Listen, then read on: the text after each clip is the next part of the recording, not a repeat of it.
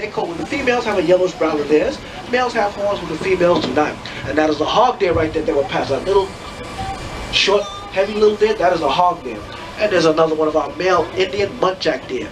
Now they also the males also mark their territory by the glands in their eyes. Now the Nilgai antelope that we just saw, they are the fastest antelope that we know. They run right under 50 miles per hour, and they're also the largest in Asia. And I see some geese over there. Those three birds, if you look quickly, sitting down right before the hog deer, those are the bar-headed geese, and they've been known to fly as high as 30,000 feet. And we see some more hog deer over here. Now when we pass these bunch of trees right here, you notice at the base of them have wire around it. That's to protect the trees from the horns and antlers of our animals. Because if they do take off too much bark, those trees will die and they will lose their shade. And if they do decide to manicure those same horns and antlers on that wire, they don't hurt themselves at all. So it's a win-win situation. Then we're going to see if we can locate some more of these animals. Another hog deer over there to the left, because they're off at two big meadows. And we see some more running down. These are the hog deer. These are the ones that creep and duck and run under things rather than jump over things like other deer. Those are the hog deer.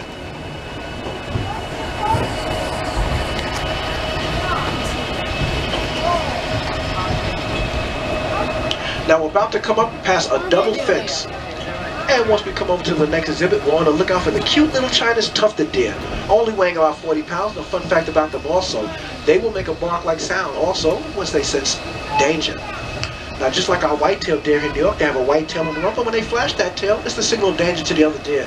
And it also allows the small fawns to follow their mothers in flight again once they sense danger. And we're coming up on some of them now. There's one sitting right in the grass to the right with those white-tipped ears. The cute little China's tufted deer, and that is full grown. They will not grow any bigger than that. Those are full grown. Again, they only weigh about 40 pounds, and we're coming up to see some more. There's some more right here. There's one on the ledge right here, and then one above by the tree. Aren't they cute little deers? Those are full grown. Those are not babies. Now these deer are very rarely found in zoos outside of China. There's one up on the rock there to the ledge. There's another one behind a tree. They're very rarely found in zoos outside of China, so we're very fortunate to have them here at the Bronx Zoo. Again, the cute little China's tufted deer. And we're now about to cross back over the Bronx River, the highest point in our tour. And once we're over the water, we will be 35 feet high, so it does offer a nice photo opportunity. Now, thousands of commuters cross this waterway every day, but underneath the highways and the elevated tracks, the river still rushes along, providing a habitat for turtles, ducks, fish, and migrating birds. And if you look closely, you might see the outline of fish, but please don't stand. Now, the WCS knows how important it is to protect the Bronx River corridor and its greenway. So whether it's the Bronx River here in New York or the Irrawaddy River in Asia, rivers and streams are vital resources for wildlife everywhere. Now, this next rocky terrain we're entering is the perfect environment for our next two species of goats, and both are well adapted to climbing mountains and rocky slopes.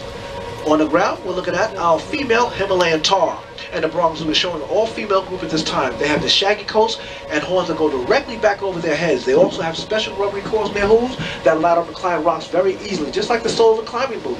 And the next group that we're about to see are the markhors. These are the markhors. Now these are the males that we're looking at right here. Look at those corkscrew horns. Those horns can grow as long as 5 feet on the males and 10 inches on the female. That is the alpha male sitting on the log right there. Sitting there like he owns the Bronx Zoo. And he does. These are the markhors.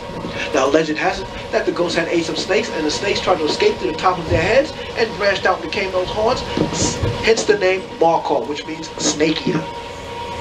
That is the legend. And we have some more up here. Just running off the rock. Now, again, these animals are excellent climbers, and from a standstill position, they're able to jump 6 feet straight in the air, and that's without a running start. 6 feet straight up, and our markhors have been known to climb these trees just to reach the fresh leaves. They are excellent climbers and leapers, and this is definitely their terrain. Now, this tree that we're now approaching right now, I do have to apologize. This is where we normally show our red panda, which is a very popular attraction here at the Bronx Zoo. But because of the structure to my right and to your rear on Jungle World Road, they're currently being shown at the Himalayan Highlands exhibit, along with Leo, our snow leopard, one of Asia's other big cats. Again, we do apologize, folks, but we just didn't want the animals out during the construction period. But again, if you take a short walk to the Himalayan Highlands, you'll be able to see our popular red panda, along with Leo, our snow leopard, one of Asia's other big cats. But if you do it today, do it quick, because all live animal exhibits close at 4:30, and it is now 4:20. So when you come back, and we hope you do, you Visit the Himalayan highlands to see our popular red panda, and also Leo, our snow leopard, one of Asia's other big cats.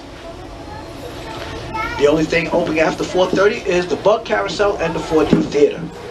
Now, as we round this bend, our journey is almost at an end, and you've heard from some of our animal experts, and you tried out some of your own science skills while on this ride. So we hope that you've been inspired by what you've heard and seen today. And remember, in addition to many 5 parks here in New York City, the Bronx Zoo, the New York Aquarium, the Central Park Zoo, the Queens Zoo, and the Prospect Park Zoo, the WCS has scientists in the field at more than 300 sites in over 60 countries.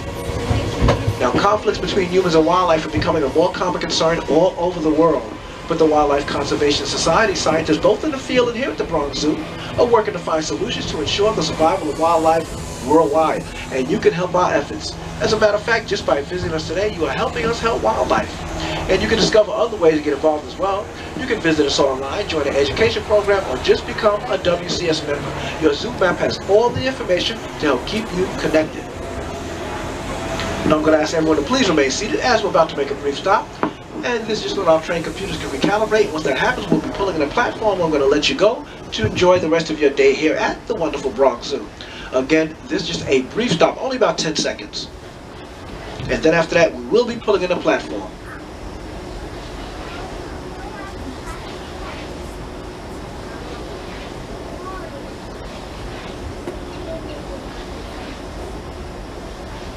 And we're at that brief stop.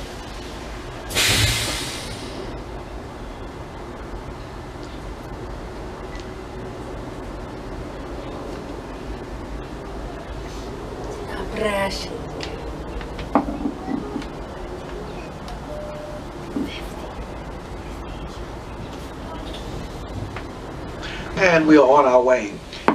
And our adventures now come to an end, so please remain seated till the train doors open and watch your steps as you're exiting the monorail cars. And remember, there is a step up for those in the front row and a step down for those in the back row.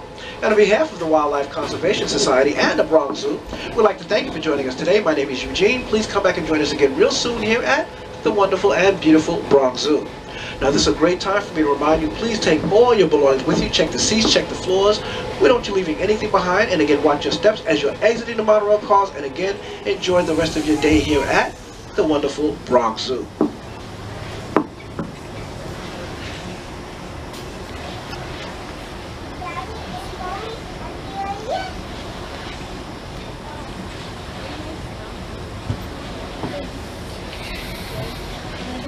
And we're about to make that final stop. Train doors about to open. Have a great day, folks, and thank you again.